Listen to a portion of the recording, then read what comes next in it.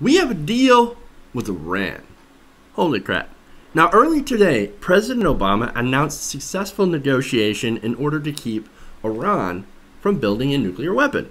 Or at least, of course, delay them until further talks can commence to even further try to disarm them from their nuclear ambitions. Okay. So President Obama came out earlier today to highlight some of this deal and to announce it. So let's take a look at some of that. Let's take a look at this announcement. Today, after 2 years of negotiations, the United States, together with our international partners, has achieved something that decades of animosity has not. A comprehensive long-term deal with Iran that will prevent it from obtaining a nuclear weapon.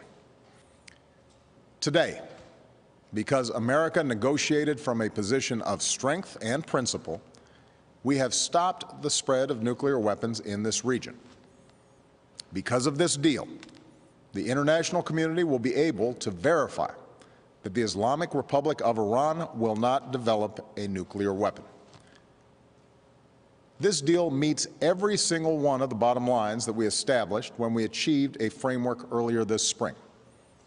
Every pathway to a nuclear weapon is cut off, and the inspection and transparency regime necessary to verify that objective will be put in place. All right, so there you go. You heard the president. We've got some stuff in place. Now, I want to go through some of the points that's in this deal, and this comes from CNN. According to CNN, this deal reduces the number of reining centrifuges by 2/3. It also places bans on the enrichment at different key facilities and limits uranium research and development to only one of the facilities. This would be the Natanz facility. Now, the deal also caps uranium enrichment at 3.67% and limits their stockpile of enriched uranium to 300 kilograms for about 15 years. Now, Iran will also be required to ship spent fuel out of the country forever. Okay, so, wow. So no spent fuel will end up in Iran. That's somebody else's problem now.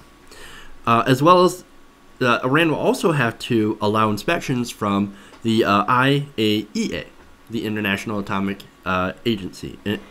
So these inspectors will go and basically they'll have unparalleled access to the nuclear facilities in Iran to inspect them in perpetuity. Now, heightened inspections, including tracking uranium mining and monitoring production and storage of centrifuges, will last up to about 20 years. And basically, the United States estimates that these new measures will take Iran from being able to assemble its first bomb within 2 to 3 months to at least about a year from now. So, obviously, not a perfect deal. This is not the perfect deal, but no deal really ever is.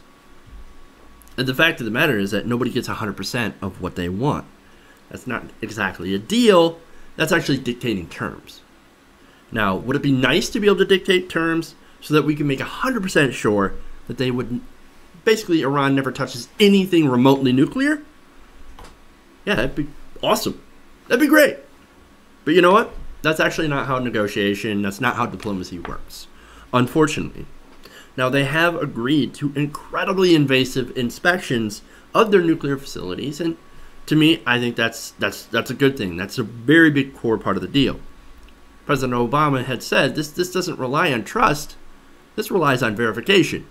At every step of the way, we're going to have people watching them to make sure that they don't pull any shenanigans.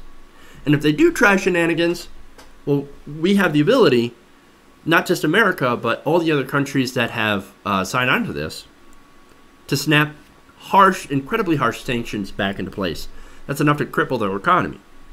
Now, unfortunately, that doesn't seem to be enough for some of our conservatives who, to be honest, they don't want any deal with Iran. The only deal that they want is to send some bombers over there. Now, Israeli President Benjamin Netanyahu said this shortly after the announcement. From the initial reports, we can already conclude that this agreement is a historic mistake for the world. Far-reaching concessions have been made in all areas that were supposed to prevent Iran from obtaining nuclear weapons capability. Now, Lindsey Graham, Senator Lindsey Graham, was also running for president. Like, probably 2 people know that, but nonetheless. If the initial reports regarding the details of this deal hold true, There's no way, as President of the United States, I would honor this deal. It's incredibly dangerous for our national security. And get this, it's akin to declaring war on Sunni Arabs and Israel. Can you get any more hyperbolic? Yeah, Israel not exactly liking the deal.